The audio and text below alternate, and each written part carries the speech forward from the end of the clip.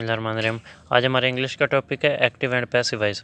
अब active voice और passive voice होते क्या हैं? एक्टिव वॉइस वो जुमले होते हैं, वो सेंटेंसेस होते हैं जिनमें हमें फ़ाइल का पता होता है, सब्जेक्ट का पता होता है, काम करने वाले का पता होता है। मिसाल के तौर पर he reads a story, you do not teach me. मतलब हमें पता है कि कौन पढ़ रहा है, स्टोरी को कौन पढ़ रहा है, या ये पता है कि कौन नहीं पढ़ा रहा।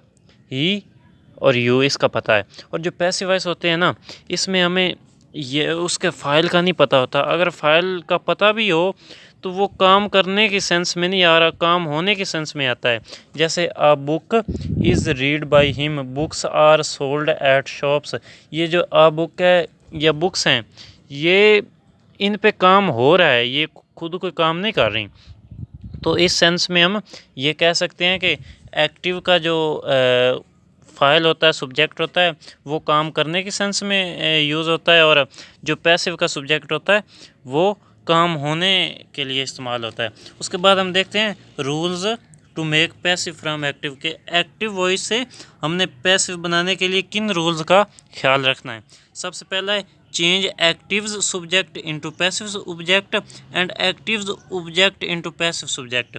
अब इसका क्या मतलब है कि आपने जब एक्टिव से पैसिव बनाना है तो आपने एक्टिव के सब्जेक्ट को ऑब्जेक्ट में चेंज कर देना, और उसके जो ऑब्जेक्ट होगा उसको सब्जेक्ट में चेंज कर देना है। मिसाल के तौर पे ही रीड्स अ स्टोरी, तो इसे हमने आ स्टोरी जो ये ऑब्जेक्ट है इसे हमने शुरू में ले आना है।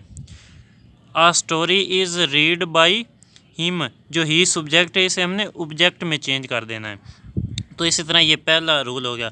सेकंड रूल है ये हमने याद रखना है इस बात को कि जब हमने एक्टिव के सब्जेक्ट को पैसिव के ऑब्जेक्ट में चेंज करना है, मतलब हिम में लाना है, तो ही को वैसे ही नहीं लिख देना, ही को ही लिख दिया, नहीं, बल्कि इसे हमने ऑब्जेक्टिव फॉर्म में लाना है। अब ऑब्जेक्टिव फॉर्म ये होती हैं, जैसे ही को हिम में लाना होता है, शी को हर में लाना होता है, दे को देम में लाना होता है। अगर कोई नाम हो तो वो उसी तरह रहेगा।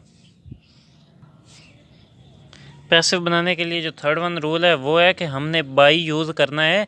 जो ऑब्जेक्ट पैसिव में हम यूज़ करते हैं उससे पहले। मिसाल के तौर पर आई राइट अ लेटर, जैसे मैंने ये एग्जांपल है, इसको a letter is written by me, इसके जो ऑब्जेक्ट पैसिव में होगा उससे पहले हमने हमेशा बाई यूज़ करना है। उसके बाद है फोर्थ वन रूल के use only third form in passive voice. Passive voice जो भी जिस तरह का भी आ जाए, हेल्पिंग वर्ब जो हो, जिस तरह का भी पैसिव वॉइस हमने बनाना हो तो उसमें हमेशा थर्ड फॉर्म यूज़ होनी है, थर्ड के अलावा कोई फॉर्म यूज़ नहीं होनी। ये जो फिफ्थ वन है ये इम्पेरेटिव के लिए, ये हम लेक्चर के एंड पे देखेंगे। तो उसके बाद आता है कि हमने हेल्पिंग वर्ब का कैसे यूज़ करना है, हेल्पिंग वर्ब को कैसे चेंज करना है। अगर वर्ब की फर्स्ट फॉर्म आ जाए या फिर डू और डज आ जाएं तो इन्हें हमने सिंपल इज़ एम आर में चेंज कर देना है। इसकी अगर हम एग्जांपल देखें तो ये एक दे ईट मैंगोज़। अब इसको जब हमने चेंज करना है, ये वर्ब की फर्स्ट फॉर्म है ना, तो इसको हमने mangoes are eaten by them, ये इज़ सॉरी फर्स्ट फॉर्म को या डू डज को हमने इज़ एम आर में चेंज कर देना है।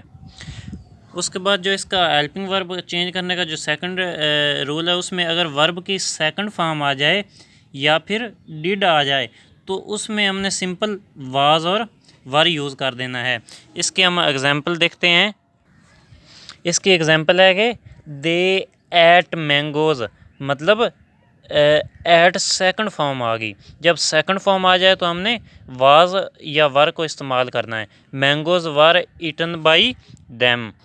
उसके बाद जो third one helping verb change करना है वो है अगर विल या शैल आ जाए तो हमने विल बी या शैल बी में चेंज कर देना है। इसके अब हम एग्जांपल देखते हैं। मिसाल के तौर पे फ़िक्र है कि दे विल ईट मैंगोज़, तो इसे हम अब चेंज कैसे करेंगे। मैंगोज़, मैंगो शुरू में आ गया, विल बी, विल की जगह हमने विल बी यूज़ करना है, will be eaten by them. तो ये इसकी एग्जांपल है। और जो इसका फोर्थ वन रूल है, ये रूल बहुत इंपॉर्टेंट है। जब भी वर्ब की फ़र्स्ट फॉर्म के साथ आईएनजी आ जाए, जब भी वर्ब की फ़र्स्ट फॉर्म के साथ आईएनजी आ जाए तो हमने कोई हेल्पिंग वर्ब चेंज नहीं करना, बल्कि जो हमने पैसिव बनाना है ना, उसमें वर्ब से पहले हमने बीइंग का यूज़ करना है, सिर्फ बीइंग का, तो वो पैसिव बन जाएगा। जैसे ये they were eating mangoes, mangoes were being eaten by them. इसमें 6 टेंसेस आ जाते हैं। जैसे मिसाल के तौर पर ये तो वर का इस्तेमाल हुआ है, वाज वर का इस्तेमाल हुआ है, इसके बाद इज़ एम आर का इस्तेमाल होता है, विल बी शैल बी का इस्तेमाल होता है, इनके साथ सिर्फ बीइंग लगता है। तो has been, have been, had been, इनका जब इस्तेमाल हो तो आपने सिर्फ बीइंग लगाना। ये has been, have been, had been ये वैसे आते नहीं हैं। तो उसके बाद जो 5th वन रूल है ना, वो है कि जब भी अकेला हैज़ आ जाए, हैव आ जाए, हैड आ जाए, विल हैव आ जाए, शैल हैव आ जाए, तो आपने सिर्फ बीन का इजाफा उसमें करना है। जैसे ही had told truth, truth had been told by him. तो लास्ट में हम बात करते हैं 5th वन रूल की, जो इम्पेरेटिव सेंटेंसेस के रूल हैं। जब भी कोई हुक्मिया या फिर मना करने वाला फ़िक्रा आ जाए तो उसमें जैसे ये डू इट है कि ये करो, या डू नॉट टेल अ लाई कि झूठ मत बोलो, तो इसमें हमने लेट और बी का इजाफा करना है।